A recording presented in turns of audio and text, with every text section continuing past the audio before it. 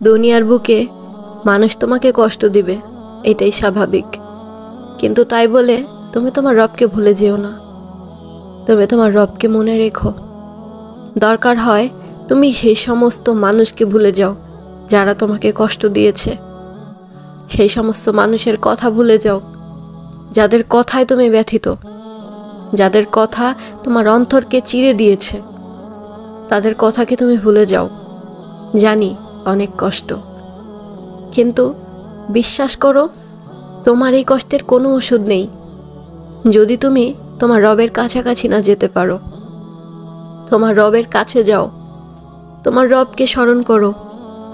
যখন দেখবে কেউ তোমাকে খুব করে কষ্ট দিয়েছে, এত কষ্ট দিয়েছে যা তুমি আর সহ্য করতে পারছো না, তোমার মন মেনে নিতে পারছে না, তোমার মস্তিষ্ক কাজ করা বন্ধ করে দিয়েছে, তুমি নামাজে দাঁড়াবা সেই শক্তিটুকু তোমার কাছে নেই। তুমি খালি দীর্ঘ নিঃশ্বাস ফেলে একবার বলো, হে আল্লাহ। তোমার জন্য সেটাই যথেষ্ট।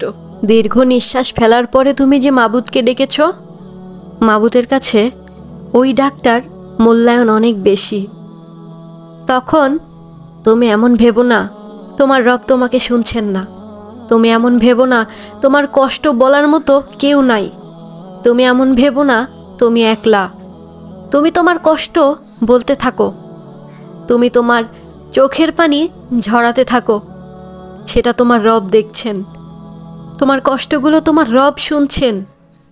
মানুষ বিরক্ত হোক, কিন্তু তোমার রব কখনো বিরক্ত হবে না। কাউকে কিছু বলারই প্রয়োজন নেই। তুমি কেমন আছো, তোমার ভিতরটা কেমন, তুমি ভালো না খারাপ, তোমার মালিক জানে।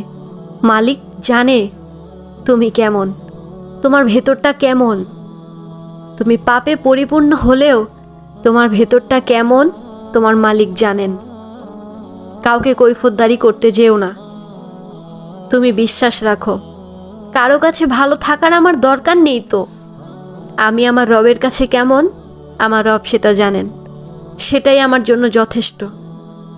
আর যখনই এই বিশ্বাসটা মনের মধ্যে আনতে পারবে, যে কষ্ট দিক তোমাকে বিশ্বাস করে নাও, তোমার কষ্ট কষ্ট মনে হবে না। হয়তোবা দুনিয়ার সবচাইতে বেশি আঘাত তোমার মনে লাগবে, কিন্তু পরক্ষণেই যখন এই কথাটা মনে আনতে পারবে, তখন মনে হবে আমার রব আমার জন্য যথেষ্ট। তিনি আমার কষ্টের কথা শুনছেন। আমি না বললেও তিনি আমার মনের হাল জানেন।